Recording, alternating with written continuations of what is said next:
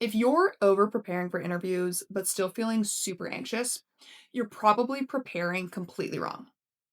My name's Madeline. I'm a job interview coach for mid career professionals who struggle with interview anxiety. I'm also a PhD candidate researching effective interviewing.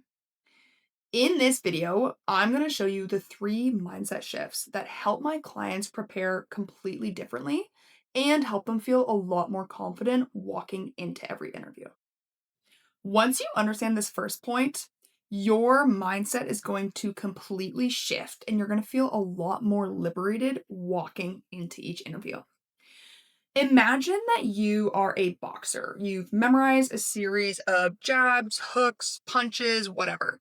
And as soon as you head into the ring, your opponent gives you something that's completely different from what you've prepared for. You can't do this perfect memorized sequence because they're giving you something completely different.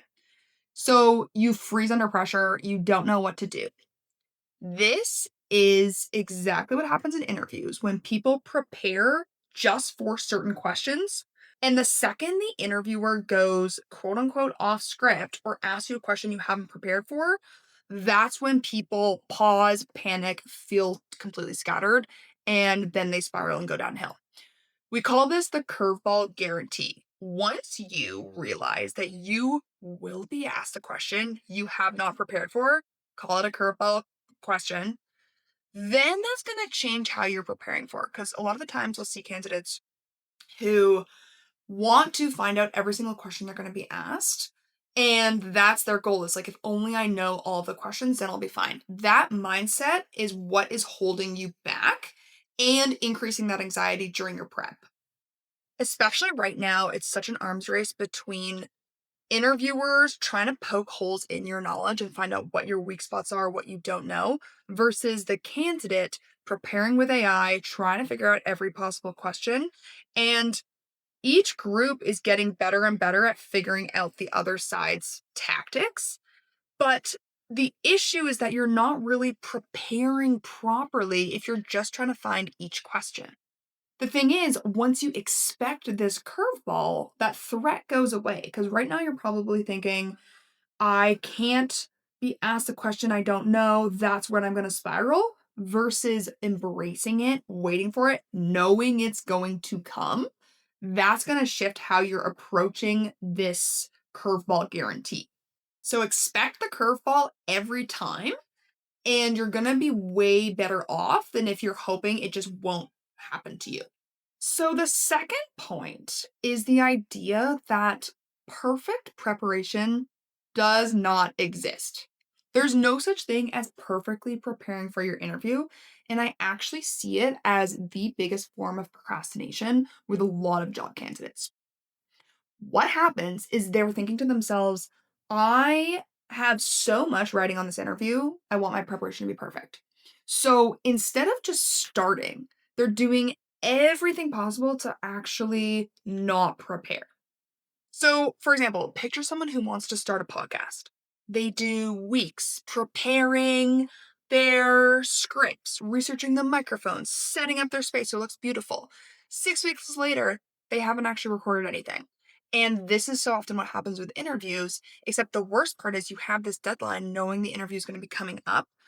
How do you manage that preparation time? What I often see with job candidates is the right intention and the right desire to do well. It's not a bad thing to want to prepare really well, but it manifests in actual avoidance. So, for example, LinkedIn lurking, favorite term. This is where you're doing all of the research possible on who's going to be in the interview, who the interviewers are, finding everything out about them on LinkedIn. So, where did they go to high school? What are their extracurriculars? Blah, blah, blah, blah. We're talking sometimes it's like 15, 20 years ago. Irrelevant information. But if people are spending more than 15% of their time doing that, immediately I know they're LinkedIn lurking, procrastinating. The other thing might be just researching information about the interview that's just not actually relevant or useful. You should be spending 80% of your time preparing your answers, practicing them out loud, and anticipating the questions you're going to be asked, but not necessarily preparing direct ones so they align perfectly. Another example might be reading Glassdoor reviews on the company. Does that matter right now? Like you've been offered an interview. Why aren't you preparing for that rather than whether or not you want to accept the company's offer that hasn't actually happened yet? What I like to say is start small. Oftentimes with clients, they'll want to do like 3, 4, 5 hours of interview prep. They'll make that their goal each day. That's too much. It's exhausting and it's really tiring. So, what I recommend is start with like 15, 30 minute sit downs just so you can get into the daily habit of that and it doesn't end up cramming the night before, 2 days before.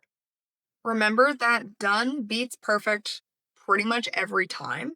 And if perfect doesn't exist, then you know it really beats it because you've actually done something, you've made progress, and you're guaranteed to get better every single day if you're practicing your stories out loud. The third mindset shift for preparing properly for interviews is this answer mode versus story mode. What I mean by that is that the interview is not a quiz per se. It's a conversation, and I know people often struggle with that concept, but it should be a conversation where they're getting to know you more so. Remember, they want to understand how you think, how you operate under pressure, how you handle stress, what's your personality like. They can get a sense of that through stories. If you conceptualize this idea of I'm answering these questions via stories, I'm not just giving an answer, that takes off some of the pressure during the interview as well. Okay, let's do a quick test. So you've got two different scenarios here. Answer one or response one is question two: how do you handle stress? And let's say the job candidate says, I had deadline coming up. I laid out what I had to do.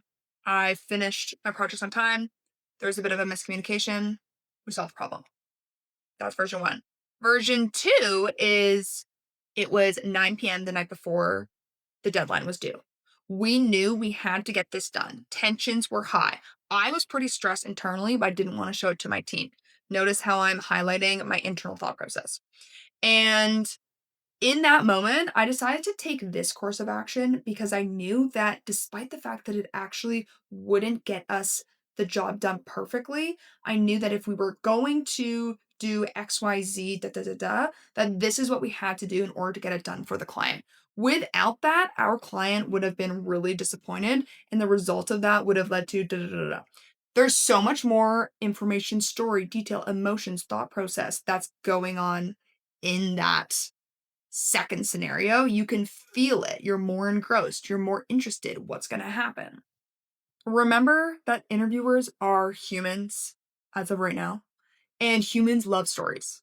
So, the one way that we can really get them engrossed in your story, in what you're saying, is to keep it along a classic storyline.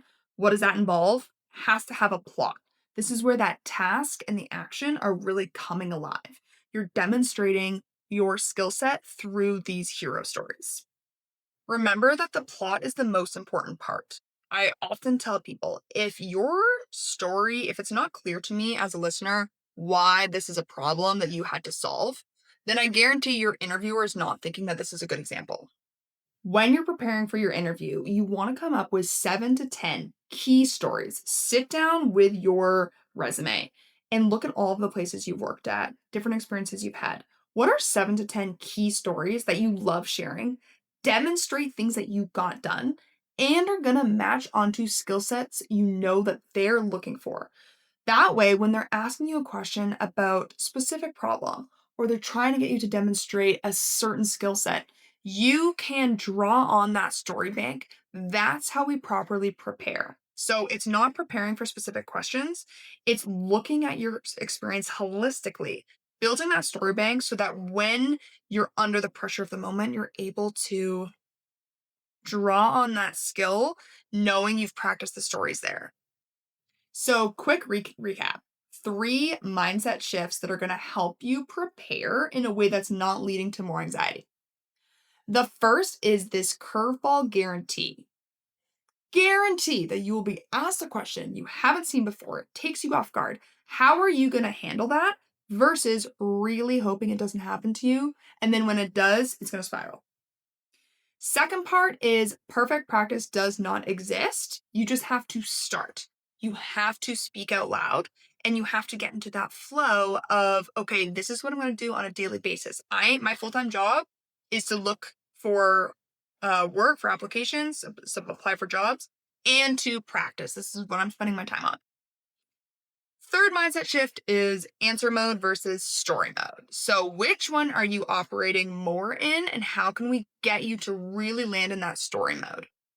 If this resonated with you, grab my free anti blanking playbook listed in the description. This will help walk you through what do I do when I blank out under pressure. And if you're interested in more details about that, watch that next video that I have coming up because then I walk out exactly how to handle the heat of the moment.